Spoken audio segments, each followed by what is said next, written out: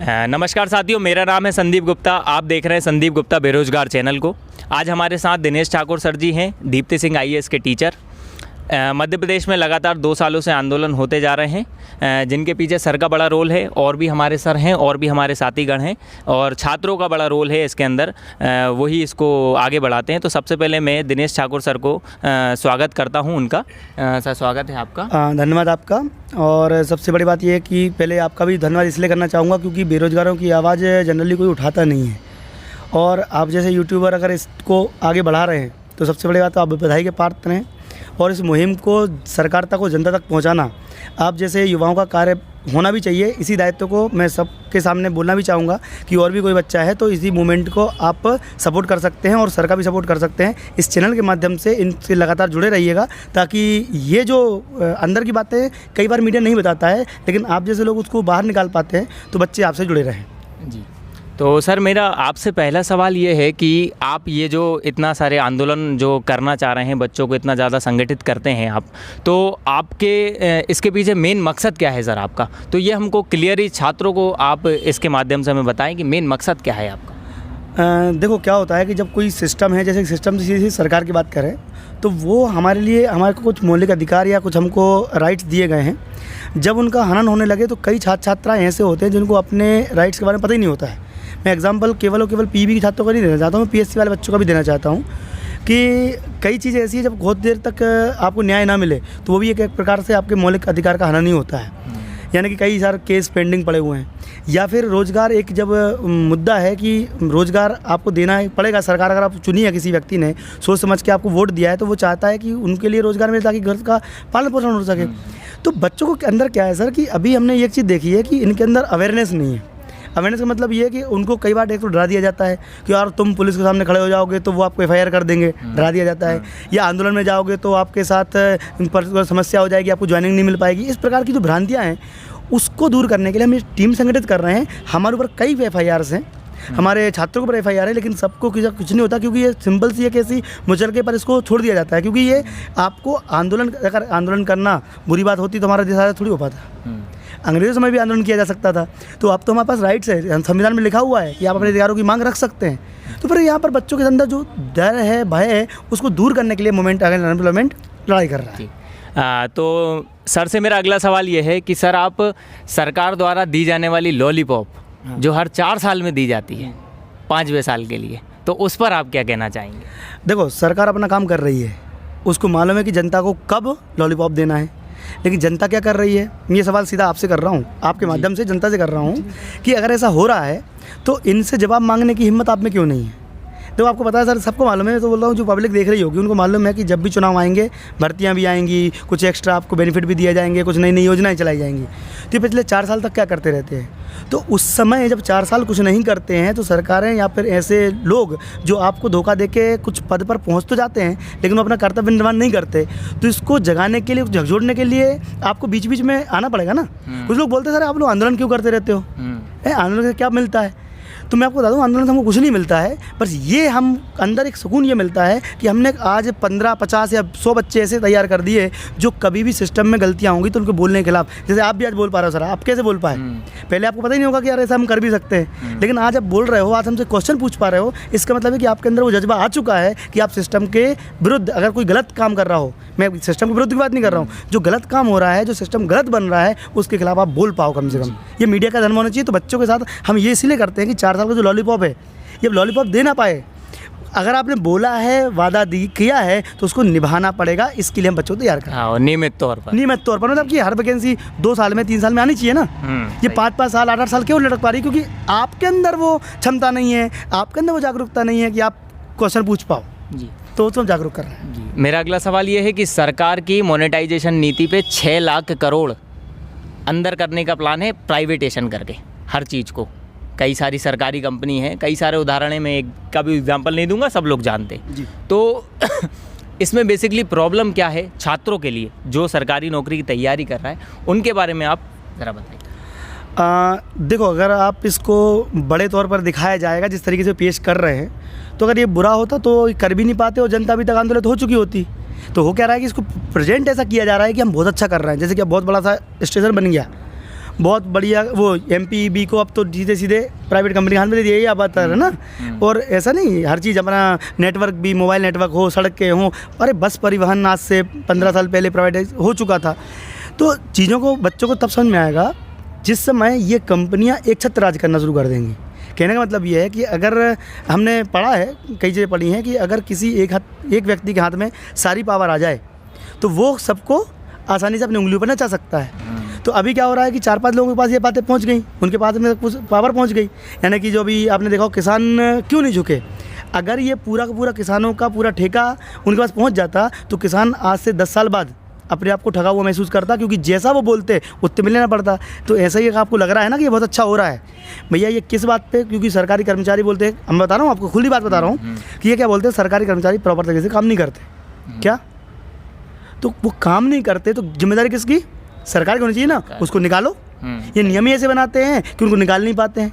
भैया अगर आपने देखा होगा कुछ समय पहले कि भाई स्कूलों में टीचर जो है कई महीनों तक नहीं जा रहा, तो भैया एक्शन लो ना, स्कूलों को दुरुस्त करो। जो रेल टिकट बोलते कि वाह, मतलब बोलते कि वो तो ऊँगते रहते वहाँ पे, ऐसा स्टेटमेंट आया है मंत्रियों का कि ऊँगते रहते, तो रेल को प्राइवेटाइज कर दो तो कम अच्छा काम। भैया उनको ऊँगने का समय तुम दे क्यों रहे हो? कहने का मतलब ये है कि अगर आप सरकार को रेगुलेट नहीं कर पा रहे हो, आप नहीं चला पा रहे हो, तो क्या बोल रहे हैं वो ये बोलते हैं कि हम प्राइवेटाइज कर देंगे तो चीज़ें अच्छी चलेंगी। भाई अच्छी चलेंगी, लेकिन आपकी दम नहीं है ना कि अच्छा चलाने की। सरकारी चीज़ों को भी अच्छे चला सकते थे। आप ऐसे नियम बनाओ कि वो काम करे, 10 घंटे 20 घंटे काम करे, समय पर आए, चीज़ें मतलब सिस्टम को दुरुस्त करो, ना कि सिस्टम को ख़त्म कर दो। तो मैं ये कहना चाहता हूँ कि प्राइवेटाइजेशन के नाम पर क्या दिखा अच्छा रहा है कि ये हो रहा वो हो रहा है, लेकिन अगर सरकारी कर्मचारियों को प्रॉपर तरीके से नकेल कसी जाए तो ये काम अच्छे तरीके से अभी भी हो सकता है। प्राइवेटाइजेशन तो नहीं पड़नी चाहिए।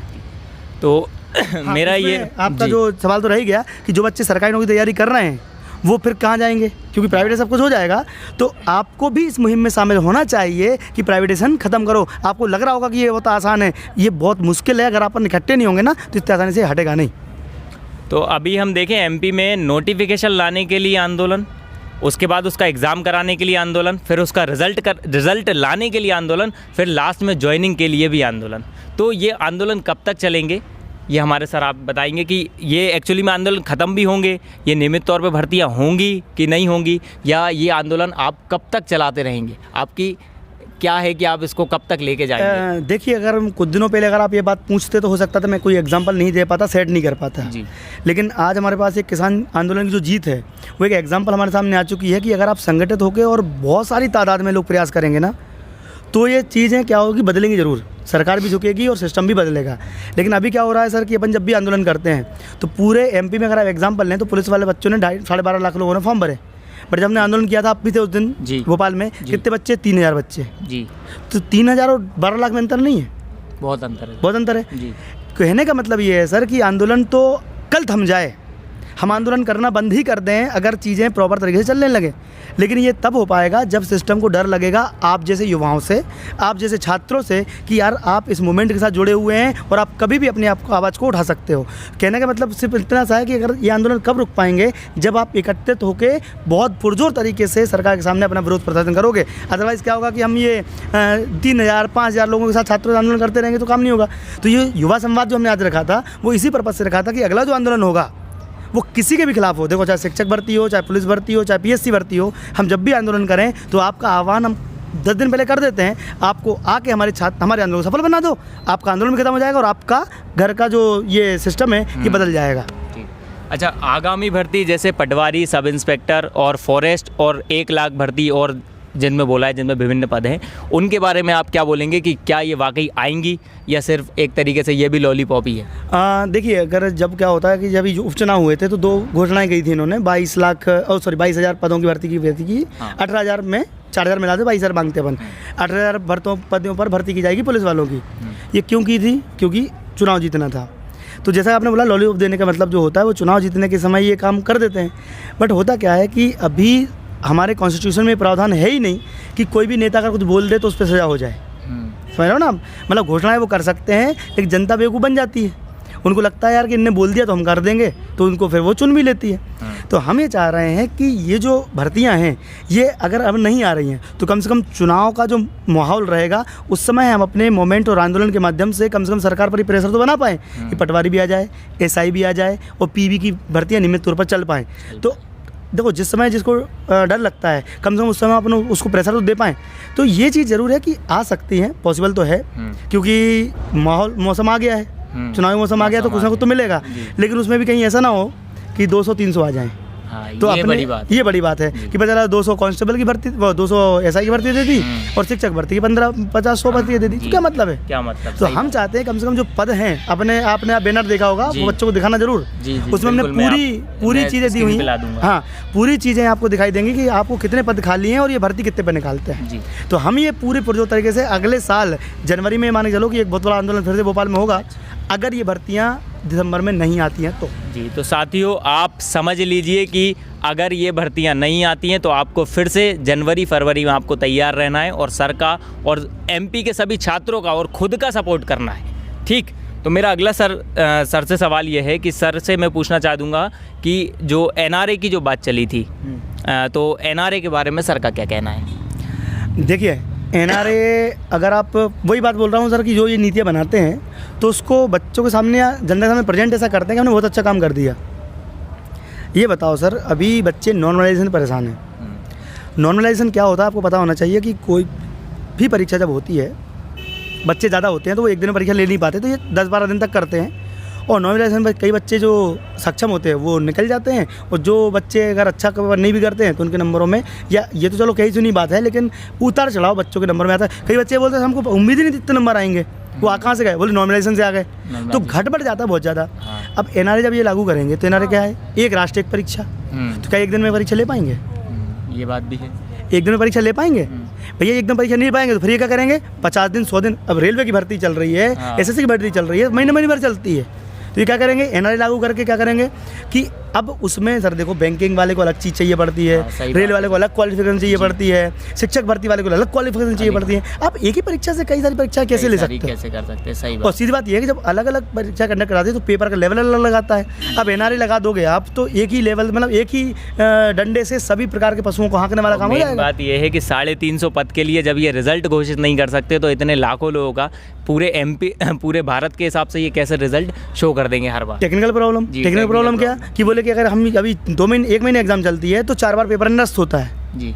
सर पूरे इंडिया का एग्जाम चलेगा तो कितने बार पेपर निरस्त होंगे, यानी कि बच्चा का आना जाना एग्जाम, कई लोग दिमाग ही खराब हो जाता है, मतलब बहुत सारी चीज़ समस्याएं आएंगी। तो टेक्निकल प्रॉब्लम ये है कि इसको कंडक्ट कराना बड़ा मुश्किल पड़ने वाला है। और ये अगर 3-3 महीने एग्जाम लेंगे तो 3 महीने तो एग्जाम हुई, फिर कॉपियाँ चेक हो रही हैं, और फिर मतलब चलो कॉपी चेक नहीं भी हुई, रिजल्ट आ भी रहा है तो ऑनलाइन रिजल्ट तो अगले दिन आ जाना चाहिए।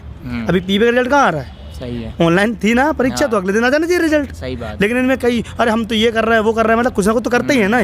तो अगर ये करते रहेंगे ऐसा तो रिजल्ट तो कब आएगा, फिर कब ज्वाइनिंग होगी, जब तक बच्चा भूल ही जाता है कई बार तो मैंने कौन सा एग्जाम दिया था। तो ये कहीं ना कहीं वही पद्धति की तरफ जा रहे हैं जो पहले थी कि यार एग्जाम करा रहे हैं और फिर पूरे एग्जाम को एक साथ ले रहे हैं। और मेरे ख्याल से एवेल्युएशन जो है वो प्रॉपर नहीं हो पाएगा, पहली बात एवेल्युएशन प्रॉपर नहीं हो पाएगा, और दूसरा अगर ये एक साथ एग्जाम कंडक्ट नहीं करा पा रहे हैं तो ये कई महीने तक चलाएंगे, नॉर्मलाइजेशन प्रॉब्लम फिर आएगी जी। तो समय के अभाव के कारण मैं सर से सिर्फ एक लास्ट क्वेश्चन पूछना चाहता हूँ, कुछ बोलना चाहता हूँ आप लोगों के लिए भी है ये कि एक आंदोलन बिना संगठन के नहीं चल सकता, उसमें कई लोगों का संगठन होना बहुत ज़रूरी है। तो संगठित होने के लिए सभी छात्र एमपी के क्या करें, तो दिनेश सर आपको बताएंगे कि संगठित हमें क्यों होना है।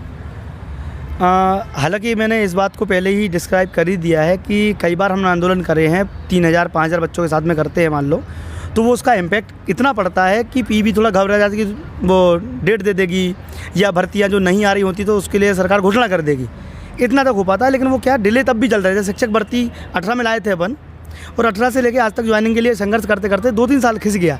ये क्यों खिंच रहा है? क्योंकि हमारे पास जो तादाद है वो 15% 10% भी नहीं है। अपन चाह रहे हैं कि अगर बच्चे इकट्ठा हो जाता है तो आप अपनी मांग रखो। हमारा मोमेंट अगेन अनएम्प्लॉयमेंट क्या चाहता है कि आप अपनी मांग रखो, उसको हम क्या करेंगे कि सरकार तक तुरंत पहुंचाएंगे। अगर उनको पता चल गया कि यार 10-15 लाख बच्चे इनके साथ में हैं तो अपना एक लेटर में काम हो जाए। इसका मतलब ये कि अगर संगठित हो गए, हमारे साथ एक बार एकजुटता दिखाओगे, तो इसके लिए आप फेसबुक सर्च करो, ट्विटर इंस्टाग्राम सर्च करो या आप टेलीग्राम सर्च करो, अपने मोमेंट अगेन अनएम्प्लॉयमेंट के बने हुए हैं चैनल्स, उनको आप ज्वाइन करते जाओ, वहाँ पर सारी इन्फॉर्मेशन मिल जाएगी। अगली भर्ती, और सर कभी कभी ये होता है कि बच्चा मतलब बताऊँ, बच्चे को लगता है कि ये एक ही भर्ती के लिए काम करें।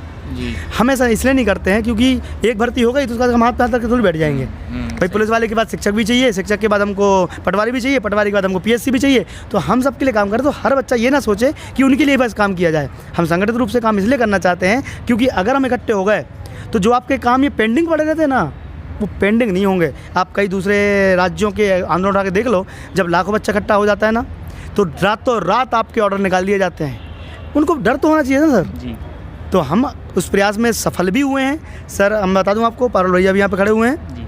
हमने जब ये आंदोलन शुरू किया था सर, 15 से 20 बच्चों के साथ किया था, 15 से 20 बच्चों से शुरू किया था। आज का आप देखा होगा तो कम से कम 1000 से ऊपर बच्चा बैठा हुआ है केवल सुनने के लिए जी। तो ये हमारी सफलता है, जीत है, और हम 1 लाख तक भी ये बात पहुंचाएंगे और 1 करोड़ तक भी पहुंचाएंगे। ये हमारा वादा है। अगर आप इस संगठन से जुड़े रहे तो निश्चित रूप पर आप सफलता मिलेगी, और जितना जल्दी हो सके तभी मिलेगी जब आप इकट्ठे रहें जी। तो ये रहा दिनेश सर जी का इंटरव्यू। इसमें आपको कई सारी आपके जो भी डाउट थे वो तो क्लियर होते ही रहते हैं, साथ ही मेरे माध्यम से और हो चुके हैं। तो अंत में मैं सिर्फ इतना ही कहना चाहूँगा कि प्लीज़ इस वीडियो को ज़्यादा से ज़्यादा शेयर कीजिए और इस मूवमेंट के साथ जुड़िए। एमपी के जितने भी छात्र हैं जो सालों से तैयारी कर रहे हैं, वो इस मूवमेंट के साथ जुड़िए। इसमें सभी का फ़ायदा है, आपका खुद का फ़ायदा है। सबसे पहले व्यक्ति अपना फ़ायदा देखता है, तो इसमें आपका भी फ़ायदा है। आपकी भर्तियां आएंगी, आप तैयारी जिनकी सालों से कर रहे हैं, आपकी नौकरी उसी से लगेगी। और अगर आप ऐसे ही हाथ पे हाथ रखे बैठ जाएंगे तो फिर आपको हर 4 साल में भर्ती मिलेंगी, वो भी कुछ चुनिंदा। तो अंत में मैं सिर्फ इतना ही कहूँगा कि वीडियो को ज़्यादा से ज़्यादा शेयर कीजिए और हमारे चैनल संदीप गुप्ता बेरोजगार को सब्सक्राइब कीजिए जी। धन्यवाद।